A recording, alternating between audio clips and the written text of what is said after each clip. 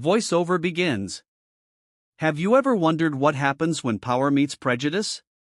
A racist police officer gets into a confrontation with a black man outside a luxury store, leading to the officer punching the black man and arresting him. Afterwards, he realizes that he has just arrested and assaulted the mayor. Michael Trent stood under the soft glow of a street lamp, adjusting his suit jacket as he waited outside the boutique. The store had been closed for hours, its darkened windows reflecting the empty street. He glanced at his phone, growing impatient as the minutes ticked by. Joshua, his assistant, was running late again. He leaned against the window, checking the street for any sign of Joshua's car, when the heavy sound of approaching footsteps drew his attention. "Hey," a voice barked sharply. Michael looked up, seeing a white police officer walking towards him, his hand resting firmly on his belt. The officer's gaze was sharp, filled with suspicion as he sized up Michael from head to toe. Michael recognized the posture, the look, he dealt with it before. "What are you doing here?" the officer demanded, his tone more accusatory than curious. Michael straightened instinctively, slipping his phone back into his pocket. "I'm just waiting for someone," he said evenly. The officer stopped a few feet away, his eyes narrowing as he scanned the empty street. "Waiting at this time of night outside a closed shop?" "That's right," Michael replied calmly, "my ride is running late." But wait, could this encounter take a shocking turn? The officer's gaze hardened, his hand inching closer to his flashlight. "Doesn't look right to me. You sure you're not loitering, maybe up to something else?" Michael felt a flicker of annoyance rise in his chest, but he kept his face composed. "I'm not loitering. I'm just standing here waiting for a ride, nothing more." The officer's lips curled into a half-smile, though it carried no warmth. "Standing around in a suit, huh? What's the occasion? Trying to make yourself look important?" Michael met his gaze, irritation sparking, but he kept his voice steady. "I'm just waiting, officer. There's nothing else going on here." The officer took a step closer, his presence growing more imposing. "Doesn't seem like that to me. You don't exactly blend in around here, standing by yourself this late at night. You sure you're not trying to break into something?" Michael felt his pulse quicken. He had been in situations like this before, where explanations didn't matter and assumptions spoke louder than reason. "There's no need for accusations. I'm not breaking into anything. I told you, I'm waiting for a ride." The officer didn't move, his eyes locked on Michael, daring him to say something more. "You got any ID on you?" Michael's jaw tightened. He wasn't about to give in so easily. "I don't need to show you my ID. I'm not doing anything wrong." The officer's expression darkened, his hand hovering near his belt. "You don't get to decide that. When I ask for ID, you show it, or is there something you're hiding?" Michael took a deep breath, the frustration now hard to keep in check. "I've told you what I'm doing, and that should be enough. There's no reason for this to go any further." The officer's stance shifted, his voice dropping lower. "I decide how far this goes, not you. And right now, you're giving me a lot of reasons to keep asking questions." Michael clenched his fists, trying to keep his cool. "There's no need for this. I'm not a threat, and I'm not breaking any laws. I'm just waiting." The officer stepped closer, his body now just inches from Michael's. "Funny how you keep saying that, but I'm not convinced. In fact, I'm starting to think you don't belong here at all." Michael's patience was wearing thin. "I have every right to be here." The officer smirked, the tension between them thick in the air. "We'll see about that. I'm not going anywhere, and neither are you until I'm satisfied." The two men stood there, locked in a silent battle. Michael could feel the weight of the situation pressing down on him, the officer's suspicion, the unspoken threats hanging in the air. He glanced up the street again, hoping to see Joshua's car, but the road remained empty. Seconds stretched into minutes as the officer continued to hover, watching, waiting for Michael to make a move. Hold on, could this escalate into something even more explosive? The quiet street felt suffocating, the glow from the street lamp casting long shadows across the pavement. Michael knew this wasn't over, not yet. The officer's hand rested firmly on his belt, his gaze never leaving Michael's face. "I'll be watching," he muttered, his tone low and threatening. Michael didn't respond, his eyes hardening as he held the officer's gaze. There was nothing more to say, not yet. And so they stood there, two men caught in an unspoken clash, neither willing to back down, as the cool night stretched on. Michael stood firm, his body tense as the officer refused to back off.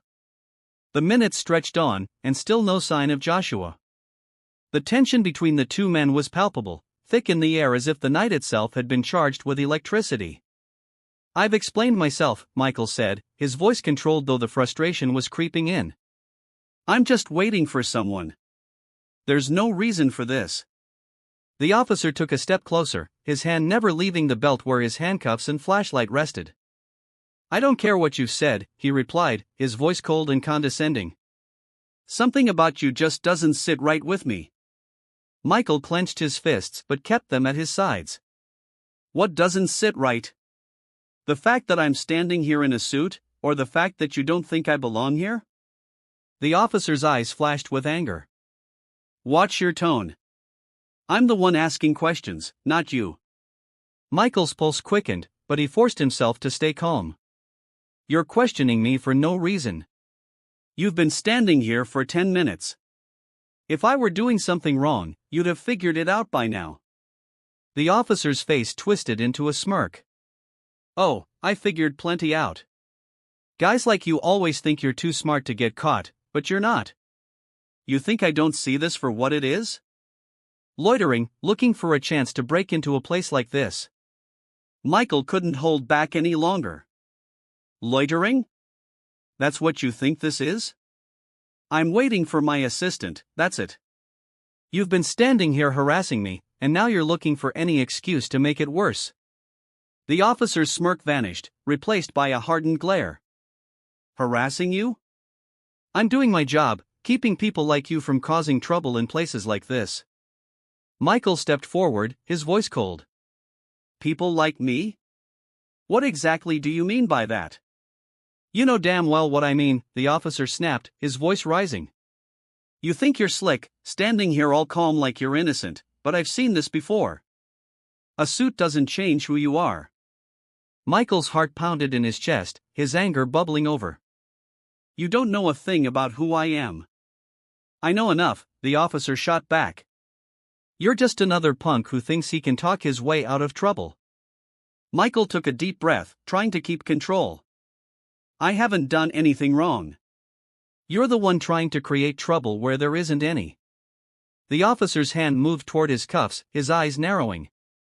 "You're real close to stepping over the line." "And what line is that?" Michael asked, his voice steady but sharp. "The line where I stop letting you bully me for standing on a public sidewalk?" The officer's grip tightened on the cuffs. "You think you're smart, huh?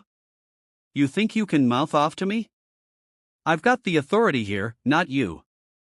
Michael's blood boiled, but he held his ground. Authority doesn't give you the right to harass people for no reason. The officer stepped forward, now inches from Michael's face. "I don't need a reason if I feel threatened, and right now, I don't like the way you're talking to me." Michael could feel the situation spiraling out of control, the officer's aggression escalating with each word. But he wasn't going to back down, not this time. "You feel threatened?" Michael asked, incredulous. "I'm standing here unarmed, waiting for a ride, and you're the one threatening to arrest me."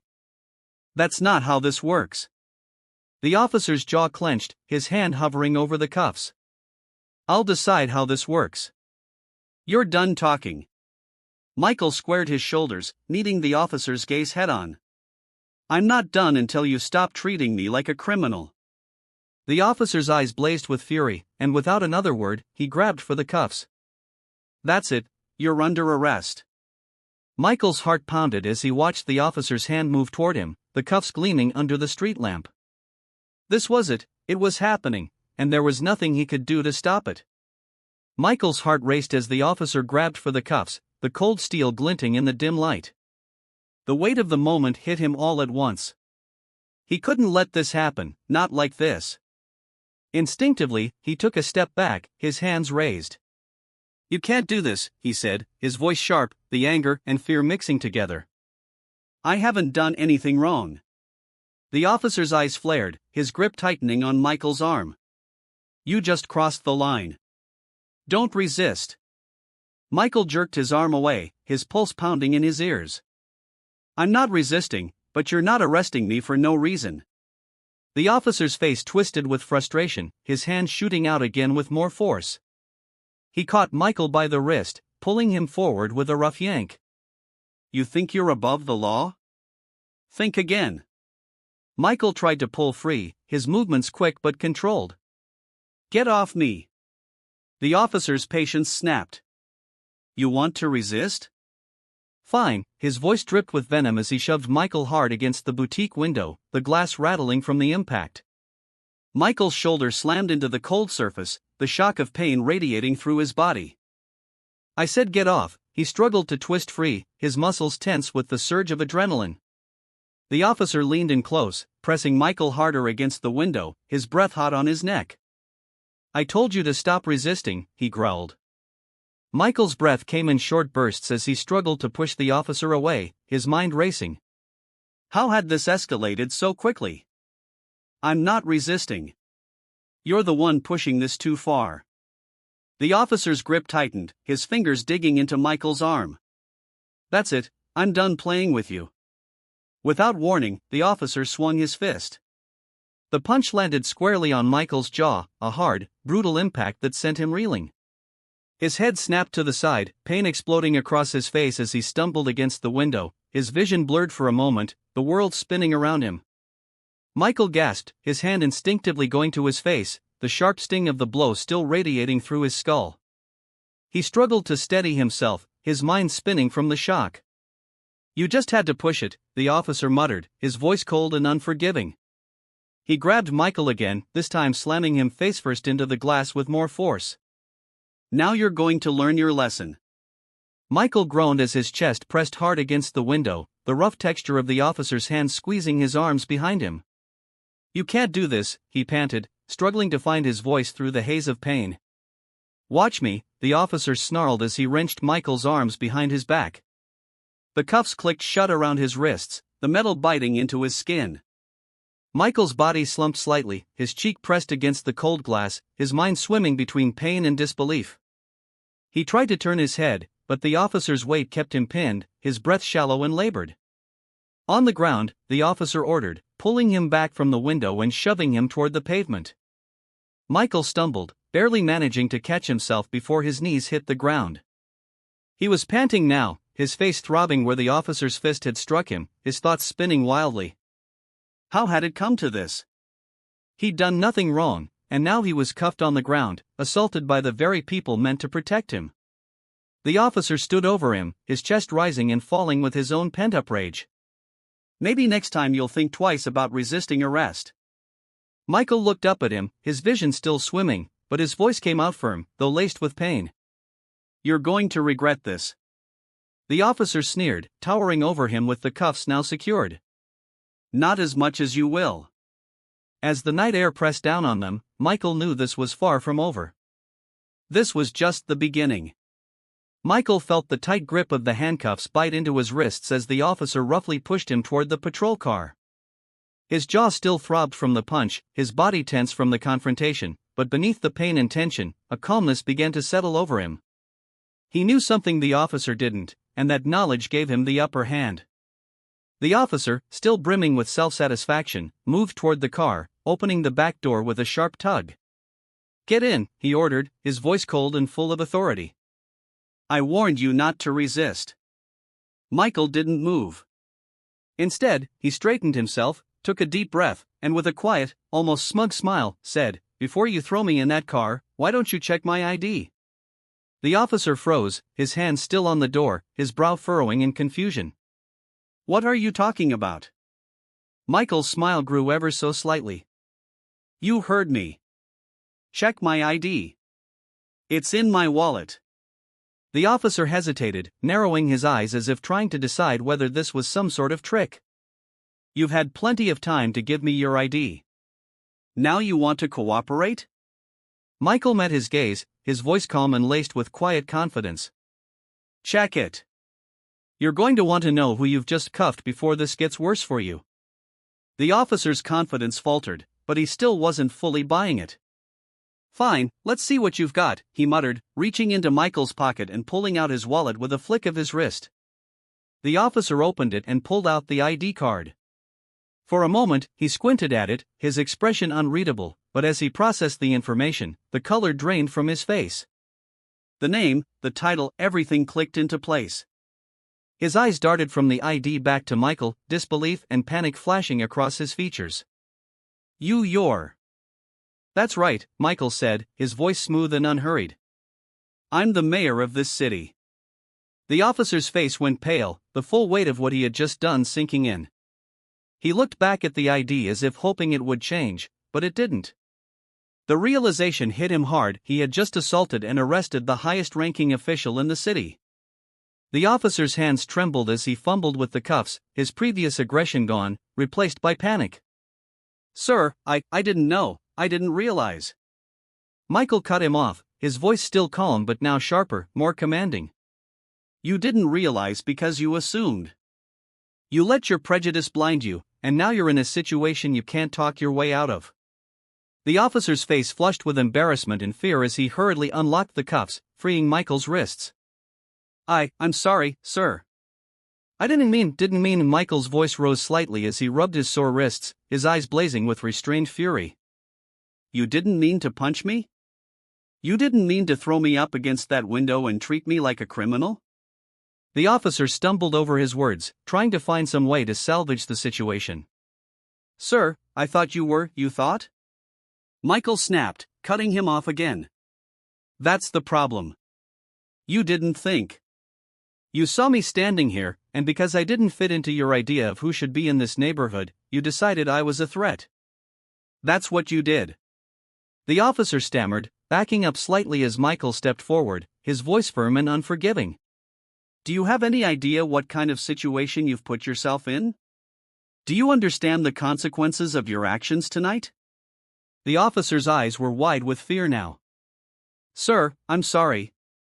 I didn't mean for it to go this far. You didn't mean for it to go this far? Michael's voice was cold, his words slicing through the officer's weak defense. This is exactly what happens when you let your bias dictate your actions. You're supposed to serve and protect, not assault and profile. The officer swallowed hard, his face pale, his hands still shaking. I made a mistake. A mistake?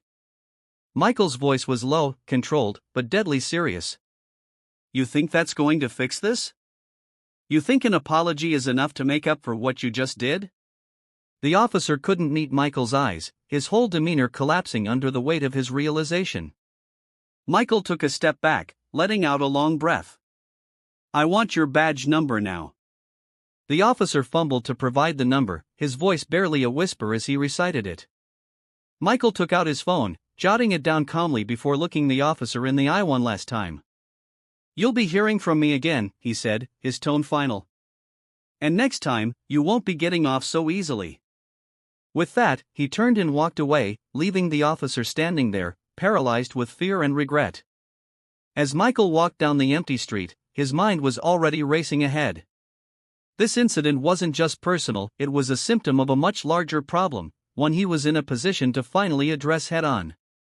And after tonight, that change was going to happen, one way or another. Michael walked briskly down the street, the weight of the night's events settling heavily on his shoulders. His jaw still ached from the officer's punch, and the faint sting of the handcuffs lingered on his wrists. But more than the physical pain, it was the anger bubbling beneath the surface that fueled his steps. He couldn't let this slide. As he turned the corner away from the scene, he pulled out his phone, his fingers shaking slightly, not from fear, but from the adrenaline still coursing through him. He dialed quickly, the familiar number ringing in his ear. After a few rings, a voice answered. Joshua, Michael said, his voice clipped and direct. I need you to meet me at City Hall now. Joshua's voice came through, confused but concerned. What happened? I was just about to. I'll explain when you get there, Michael interrupted. Just get there as soon as you can. Without waiting for a response, Michael ended the call and slipped his phone back into his pocket. His mind raced as he made his way toward City Hall, the lights of the city casting long shadows on the quiet streets. The officer's smug face flashed in his memory, but more than that, the image of his own reflection in the glass window, pinned, bruised, humiliated, stuck with him. This wasn't just about him anymore. It was about what this represented: the unchecked power, the blatant profiling, the disregard for basic respect. It was all too familiar, and as mayor, he had the power to do something about it. By the time he reached City Hall, Joshua was already waiting outside, his face drawn with concern. "What happened? You sounded off on the phone." Michael sighed, taking a moment to steady his thoughts before answering. "I was harassed and assaulted by one of our own officers tonight. I was almost arrested." Joshua's eyes widened in shock. "What? Are you serious?" Michael nodded grimly. "Dead serious." He didn't know who I was, just assumed I was up to no good because I was standing in a rich part of town at night. Joshua shook his head, disbelief written across his face. I don't even know what to say. What are we going to do?" "We're going to act," Michael said firmly. "I'm done letting this kind of thing slide. I've been talking about reform for too long. Now I have the proof. This isn't just some abstract problem, it happened to me." Joshua looked at him, his eyes serious. "So what's the plan?" Michael's mind was already working through the details. "First, we're filing a formal complaint against the officer. I have his badge number. Then we're taking this up with the police chief. This has to be handled at the highest level. I'm going to make sure this officer faces the consequences of his actions." "And beyond that?" Joshua asked. Michael's jaw tightened as he remembered the officer's sneering face. "This is going to be the catalyst. I've been pushing for reform in the department for months, but now I have the leverage I need. We're going to take this public if we have to. The community needs to know that this kind of behavior won't be tolerated anymore." Joshua nodded, his expression serious. "I'm with you, whatever you need." "Good," Michael said, "because this isn't going to be easy. The department will push back, and the officer will try to spin this any way he can, but we're not backing down." Joshua looked at him for a moment, then asked quietly, "Are you okay, though? I mean, physically?" Michael touched his jaw, wincing slightly at the lingering pain. "I'll be fine. It's not the first time I've taken a hit, but it's bigger than that. We have to make sure this never happens again to anyone." Joshua nodded, his face grim. "All right, let's get to work." As they entered City Hall, Michael felt the weight of the night's events settle into purpose. This was his moment to act, to turn the injustice he'd faced into the fuel for the change the city desperately needed. The officer's smug face and careless actions were a reminder of the systemic problems he'd been trying to fight for years, but now it was personal, and he wasn't going to let it go this time. Things were going to change. The next day, Michael walked into the police precinct, his jaw still sore from the previous night's assault. The morning light streamed through the windows, casting long shadows across the tile floor. Joshua followed close behind, his face set with a determined expression. They moved with purpose toward the front desk, where an officer glanced up from his paperwork, immediately recognizing Michael. "I'm here to see Chief Harland," Michael said firmly, his voice controlled but calm.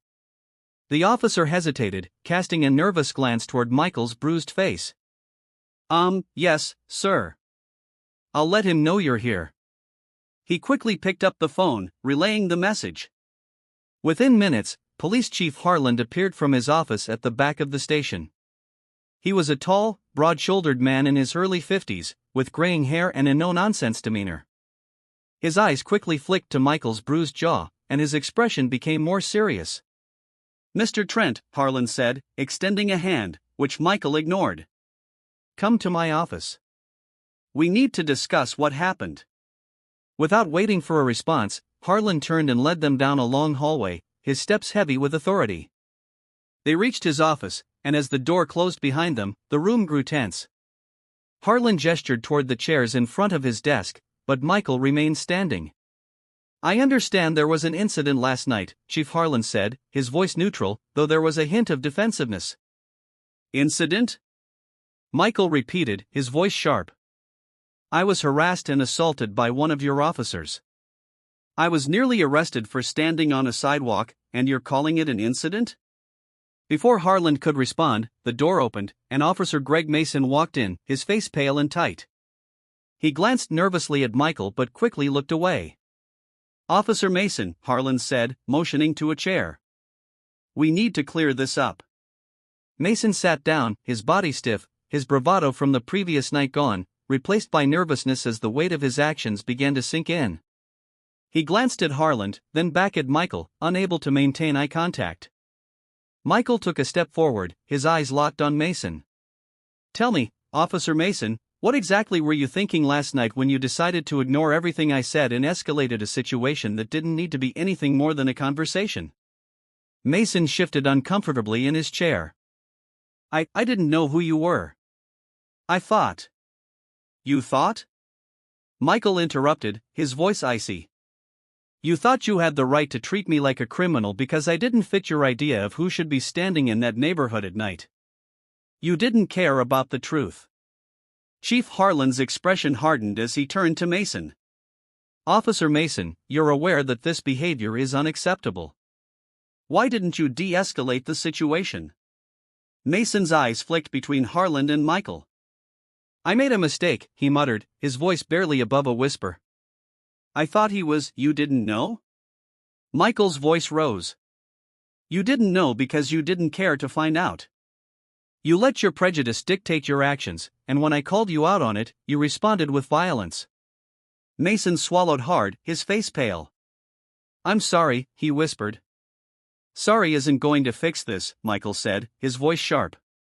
You need to understand what you did. You didn't just assault me, you violated your oath. You're supposed to protect and serve this community, not terrorize it. Harlan nodded, his tone more serious now. Officer Mason, you've crossed a line, and there will be consequences. I've already placed you on suspension pending an internal investigation. Mason opened his mouth to respond, but Harlan's cold gaze silenced him. He looked back at Michael, his face pale and remorseful, but it didn't matter, the damage had already been done. Michael turned to Harlan, his voice calm but firm. This isn't just about one officer's behavior. This is about a culture in your department that allows officers like Mason to think they can get away with this. He didn't see me as a person, he saw me as a threat, and that's a systemic issue, one that needs to be addressed now. Harlan's face tightened, but he nodded slowly. I understand your frustration, Mr. Trent, and I'm committed to addressing this situation. Michael crossed his arms, his expression unrelenting. Addressing it? This needs more than just an internal investigation. This needs to be public. People need to know that this department is taking real steps to reform. I want a full report made public, transparency, accountability. Chief Harlan's face hardened slightly, but he kept his tone measured. We'll make sure the investigation is thorough, and appropriate action will be taken. Michael took a step closer to Harlan's desk, his voice lowering but filled with purpose. This is bigger than one incident, Chief. This is about the future of this department. If real reforms don't happen, I'll make sure the public knows what's going on. This city deserves better. Harlan held Michael's gaze for a long moment before finally nodding. Understood. Michael turned to Mason one last time, his voice quieter but no less forceful. You thought you could get away with this because you assumed you had all the power, but now you know you don't. And there will be consequences for your actions. Mason didn't respond. He couldn't even meet Michael's gaze. Without another word, Michael turned and left the office, Joshua following closely behind. The air outside felt lighter, but Michael knew this wasn't over. The fight for justice and reform had just begun, and this time, he wouldn't stop until the changes were made. As they exited the precinct, Michael knew that the momentum was finally on his side. Now it was time to make sure the system changed for good. Michael left the precinct with a clear mind, his steps steady as he and Joshua made their way to the car. The cold morning air filled his lungs as he breathed in deeply, processing the enormity of what had just transpired. He had put the wheels of accountability in motion, but this was only the beginning. Reform real change was going to take more than one meeting with the police chief. Joshua broke the silence as they reached the car. "Do you think they'll follow through?" "They'll have to," Michael said, sliding into the driver's seat. "This isn't something they can sweep under the rug, not this time." Joshua nodded, but still looked concerned. "What if they make Mason the scapegoat, suspend him, maybe even fire him, but nothing else changes?" Michael tightened his grip on the steering wheel. "That's not going to happen. We're not giving them that option." As they drove through the city, Michael's thoughts raced. The weight of his responsibilities pressed down on him, but it also fueled him. This wasn't just about last night, it was about the broken system that had put him in that situation. His reform agenda couldn't wait any longer. Joshua glanced at him, worry still creasing his brow. "We need to get ahead of this. Once people hear what happened, the story is going to explode. We need to be in control of the narrative." Michael nodded. "We'll go public, but on our terms. The people need to hear the truth, and I'll make sure they get it directly from me." By the time they reached City Hall, Michael had already formulated a plan. He moved quickly to his office, his mind locked on what needed to happen next. "Get the press ready," Michael said as he sat at his desk, glancing at the clock.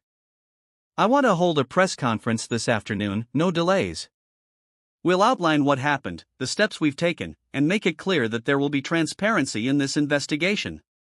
Joshua nodded, already dialing his phone. "Are you going to tell them everything?" Michael hesitated, thinking through the details. "Yes, they need to know the full truth. We can't gloss over this." Joshua paused, his phone in hand. "You're going to name the officer?" "Not yet," Michael said. "The investigation still needs to happen, but I'll make it clear what he did and how wrong it was." Within hours, the media gathered outside City Hall. Reporters, news cameras, and members of the public filled the space in front of the building, all waiting for Michael to speak. He could feel the tension building, the city already buzzing with speculation. Joshua walked into his office, phone in hand. "We're all set. The press is waiting. Are you sure you want to lay everything out?" Michael adjusted his tie in the mirror, his jaw still bruised. "It's the only way to make sure they understand how serious this is." Joshua nodded. "Let's do this." As Michael stepped out of City Hall and approached the podium, the crowd quieted. Cameras flashed, microphones were held high, and all eyes were on him. He took a deep breath, feeling the weight of the moment. "Good afternoon," Michael began, his voice calm but resolute. "I've called this press conference today to address an incident that occurred last night involving one of our city's police officers and myself."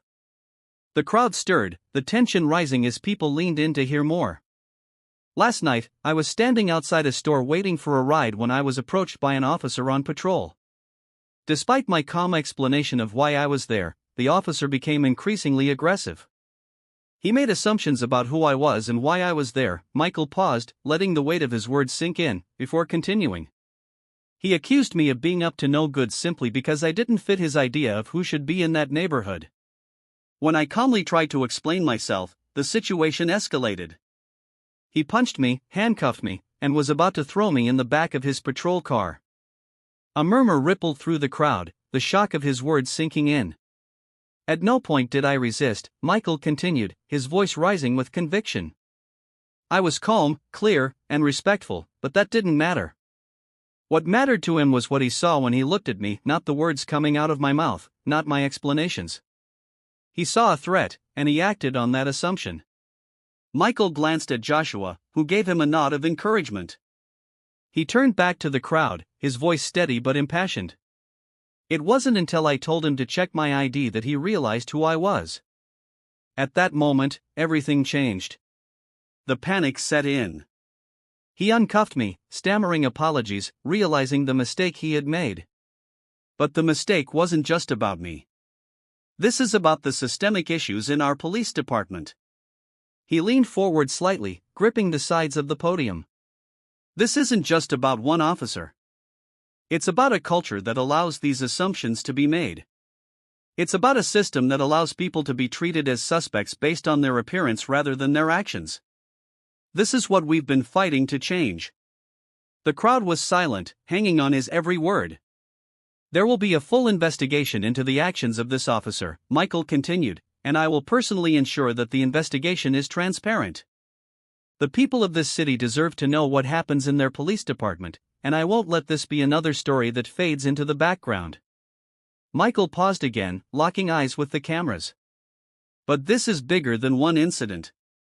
This is about making real, lasting changes in our police department.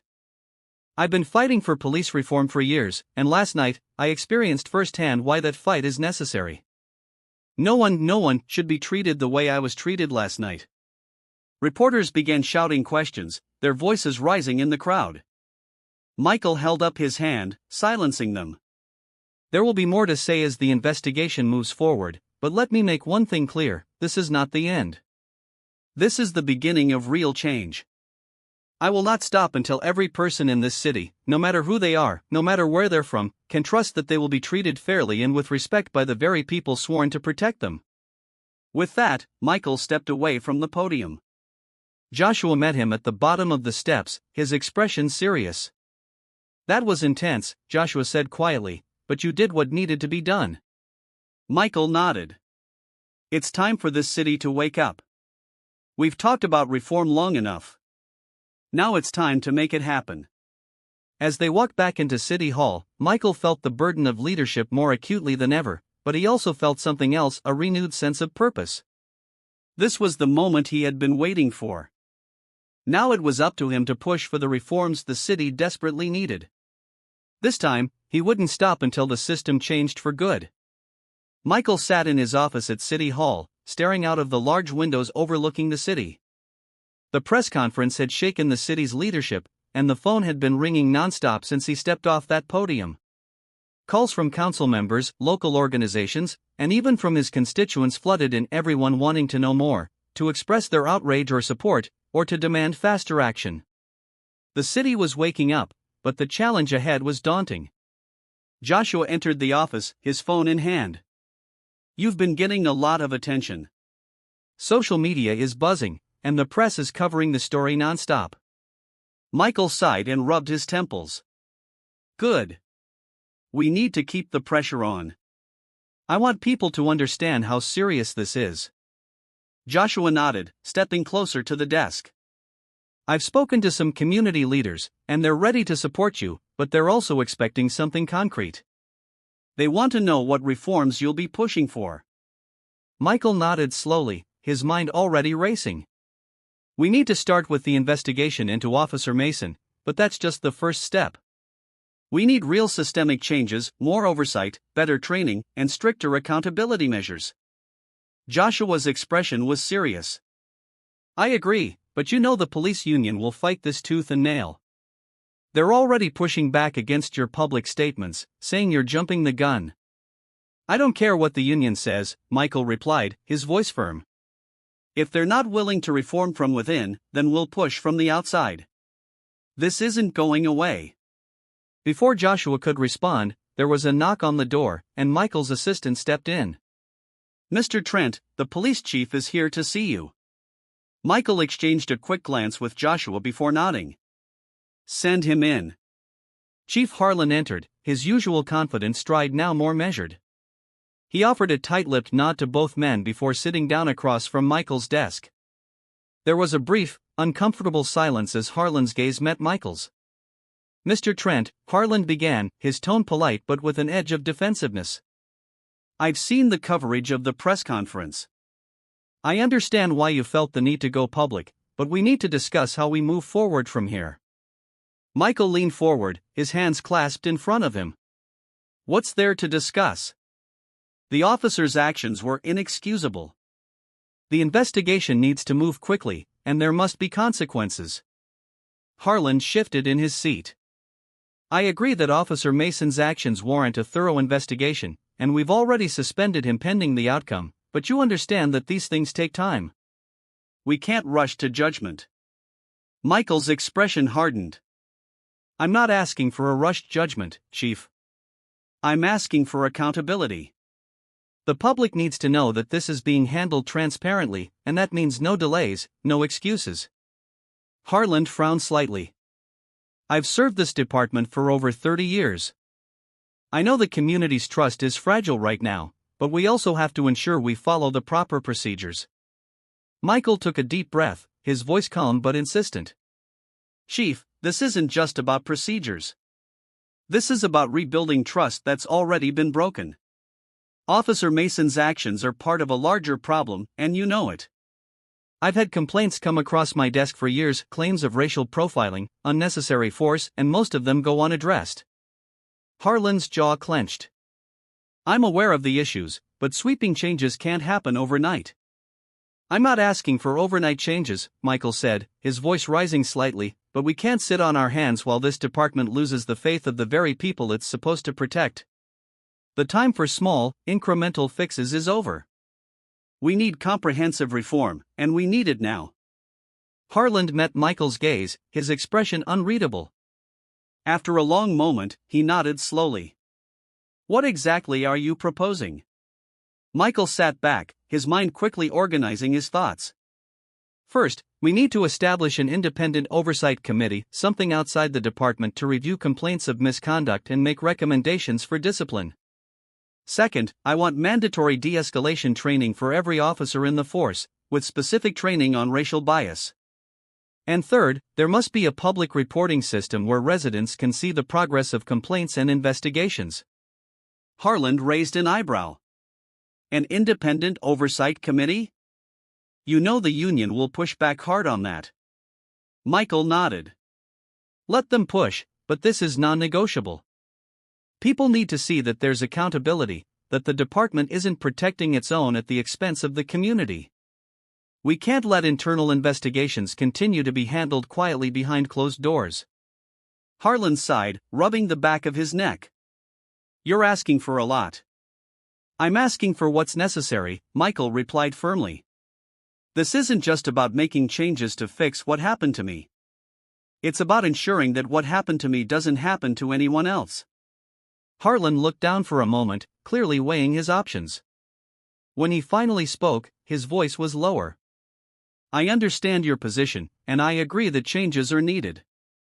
I'll bring this to the department, but you need to be prepared for a fight not just from the union, but from officers who feel like they're being targeted.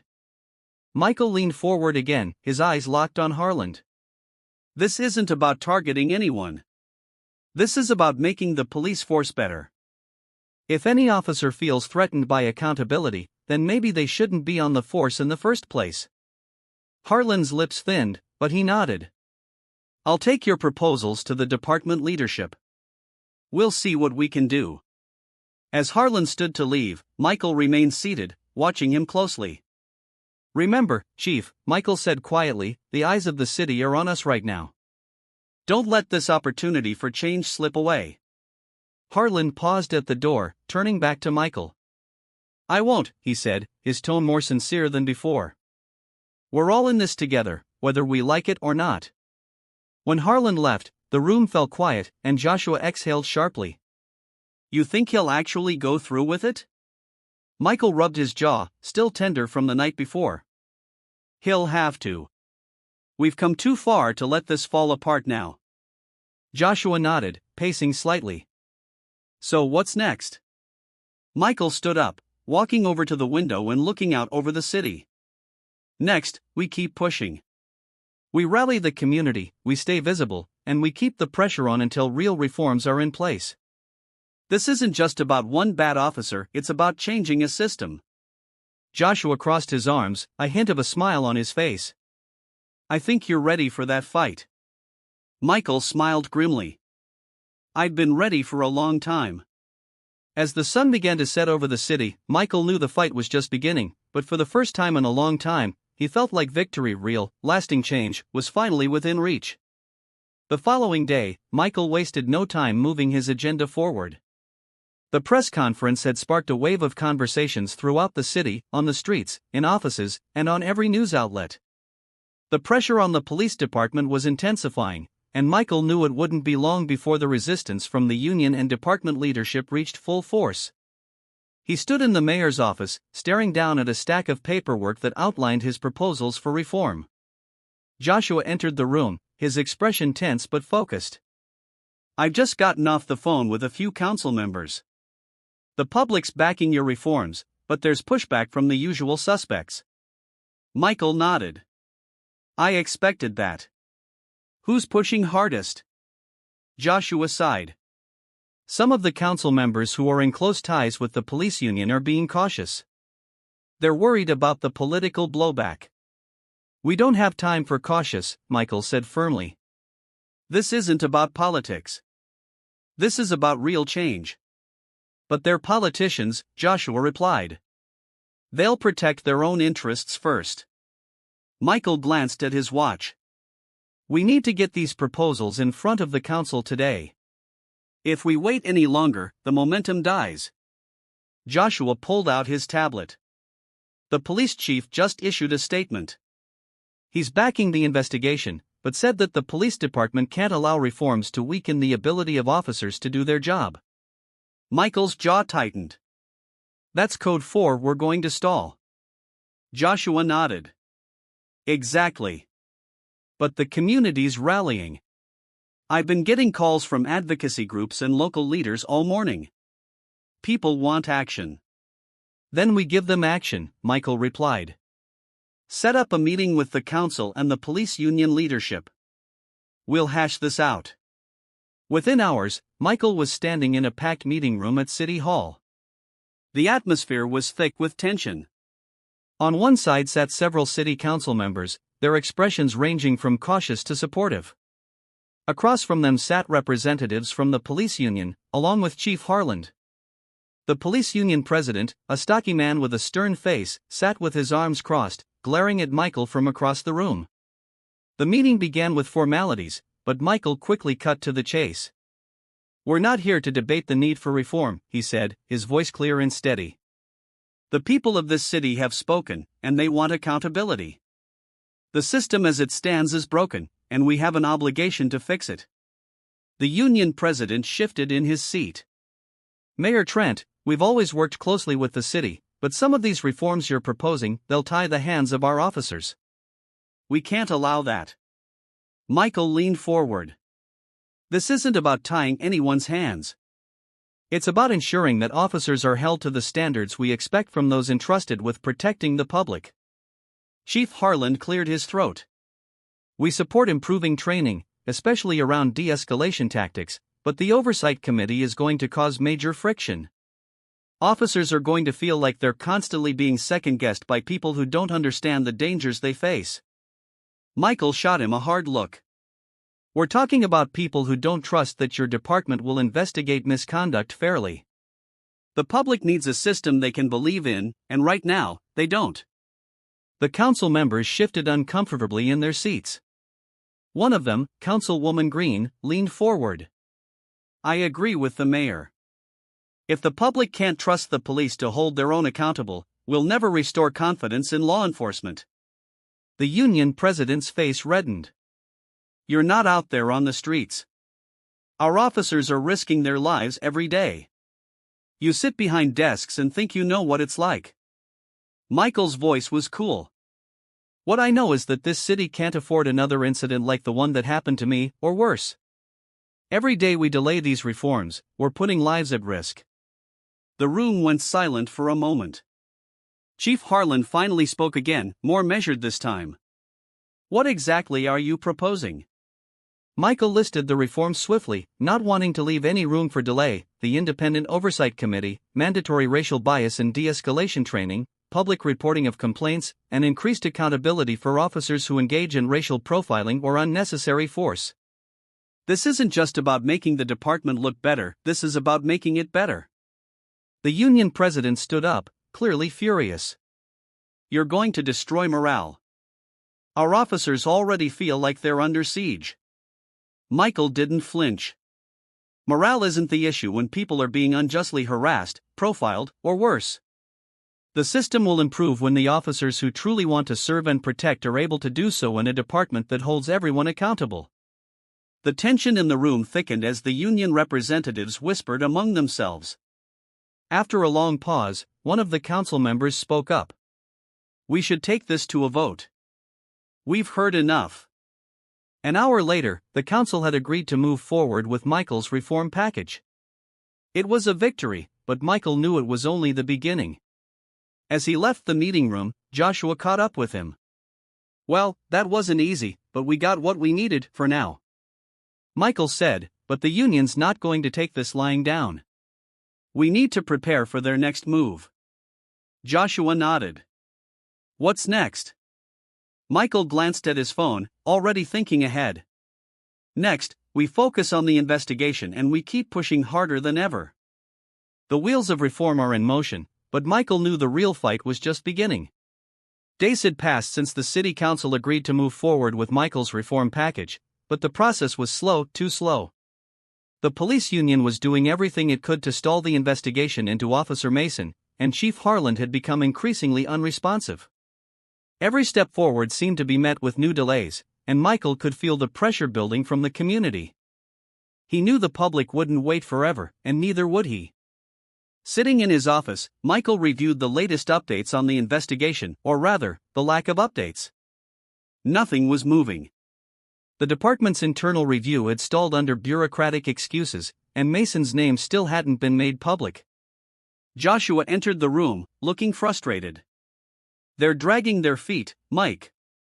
The investigation should have been moving by now, but Harlan's people are tying it up in red tape. They're trying to run out the clock."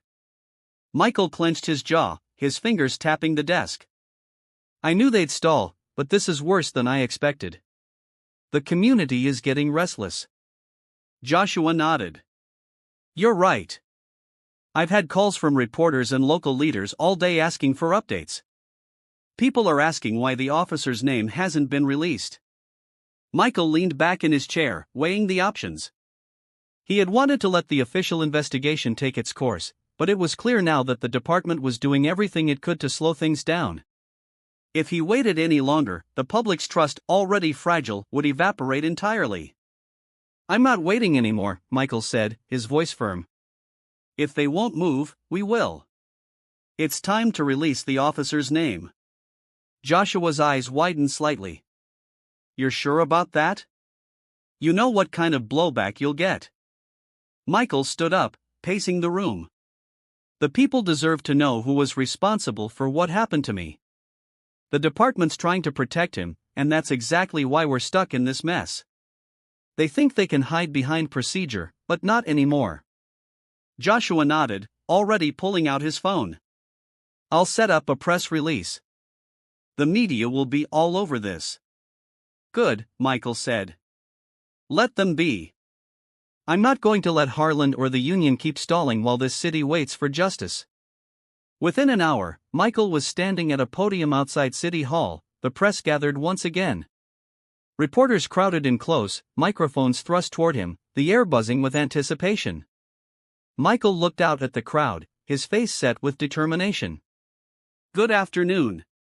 As many of you know, we have been working on reforms to address the issues within our police department, but despite the commitments made by the department and the city council, the investigation into the actions of Officer Greg Mason has been repeatedly stalled.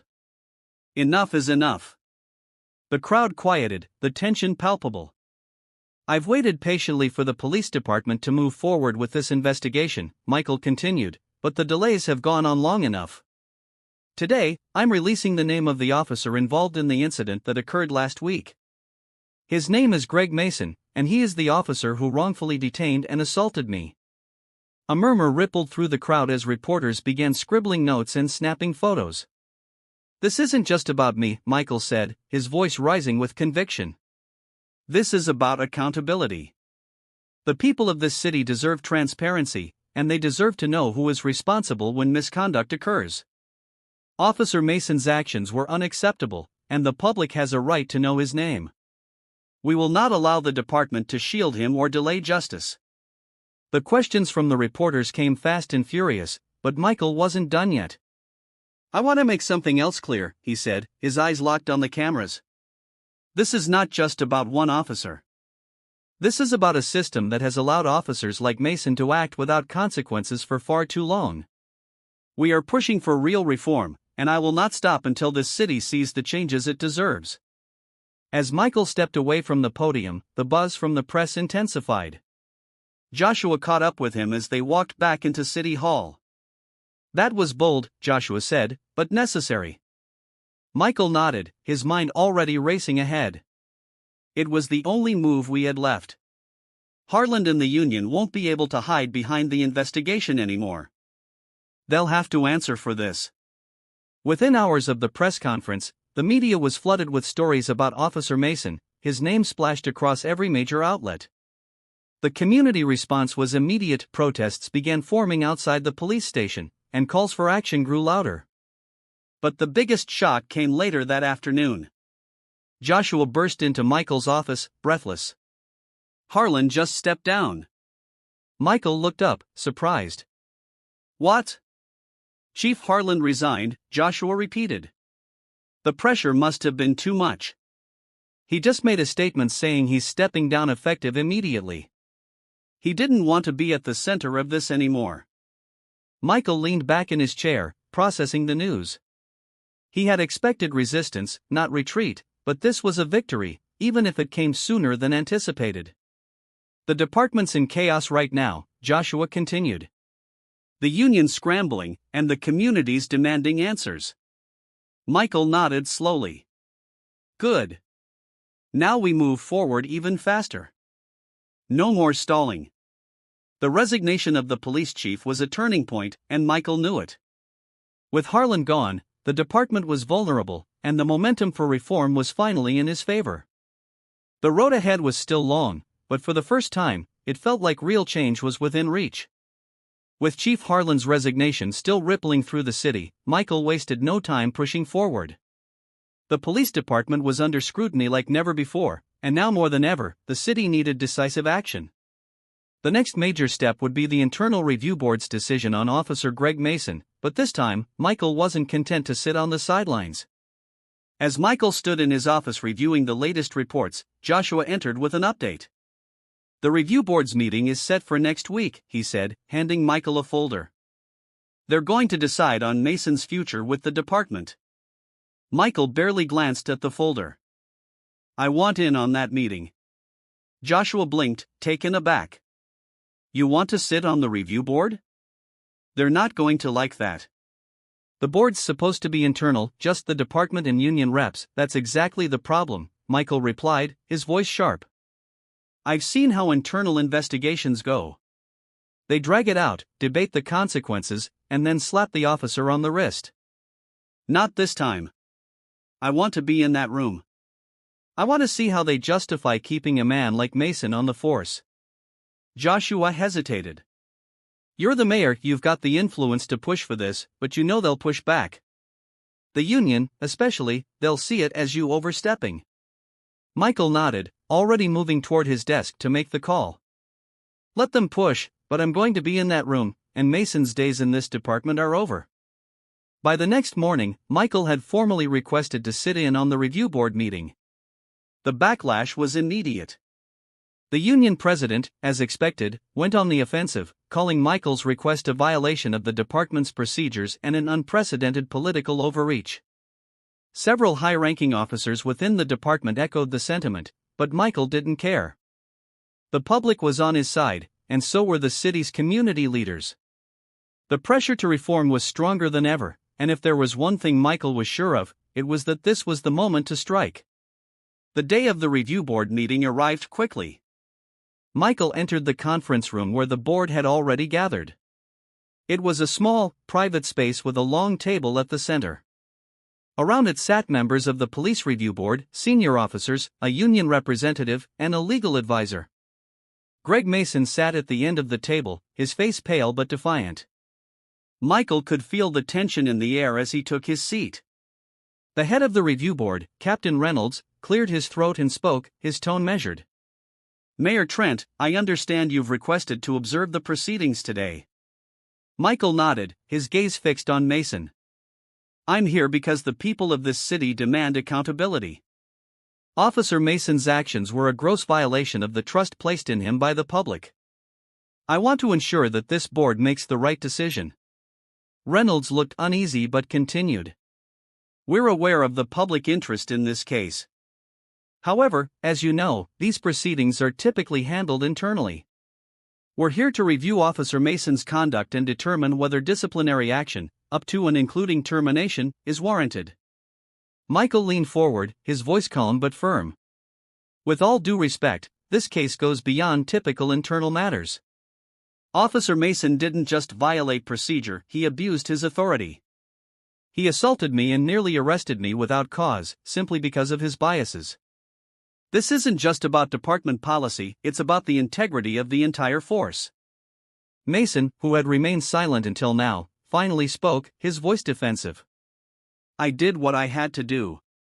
You were standing out there late at night, not answering my questions. I was following my training. Michael turned his gaze toward Mason, his expression hard. Your training didn't tell you to ignore what I was saying. Your training didn't tell you to escalate the situation without reason. This isn't about procedure, it's about your assumptions. Mason shifted uncomfortably, his voice tight. I've dealt with plenty of situations where someone says they're just waiting for a ride and ends up being a criminal. I made a call. And you made the wrong call, Michael shot back. You made a call based on who I am, not what I was doing. That's the difference. The room fell silent for a moment as Captain Reynolds looked between Michael and Mason, then addressed the room. We'll now hear statements from Officer Mason and review the findings of the internal investigation. As the meeting continued, the board reviewed the evidence against Mason, his actions that night, the body camera footage, and witness testimony. The case against him was overwhelming. Michael remained silent for most of the proceedings, but every time Mason tried to justify his actions, Michael felt his anger rise. Finally, after hours of discussion, Captain Reynolds turned to Michael. Mayor Trent, before we conclude, is there anything else you'd like to say? Michael stood, his eyes locking on Mason. I've heard enough excuses from Officer Mason today. He's refused to take accountability for his actions, and that tells me everything I need to know. The people of this city deserve better. They deserve a police force they can trust, one that serves and protects everyone without prejudice. Keeping Officer Mason on this force would be a stain on this department's reputation. He must be terminated.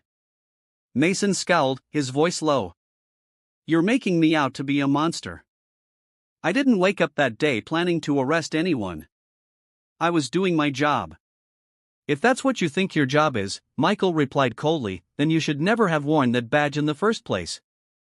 Captain Reynolds nodded, looking around the room. The board will now deliberate. An hour later, the board returned with their decision. Captain Reynolds spoke clearly, his voice steady.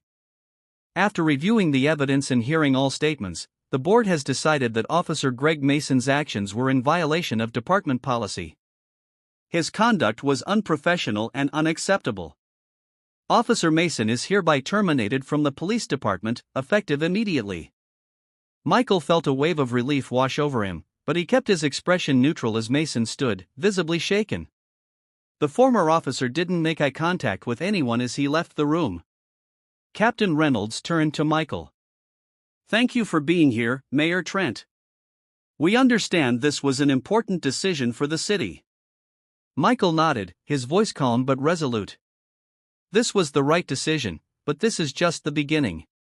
The people of this city are watching, and we need to continue pushing for the reforms that will prevent this from ever happening again. As Michael left the room, Joshua met him in the hallway, a look of satisfaction on his face. It's done. Mason's gone. Michael nodded. It's a victory, but there's still more to do. We need to make sure the reforms go through. Joshua smiled. One battle at a time, Mike, but you've made history today. Michael glanced back at the door to the review board's room, feeling the weight of the moment. Maybe, but we've got a lot more battles ahead of us. As they walked out of City Hall, Michael knew that while Mason was gone, the fight for real change had only just begun. This victory was significant, but there were still deep-rooted issues within the department that needed to be addressed. The road to reform was long, but Michael was ready to lead the way, brought to you by Dark Threads.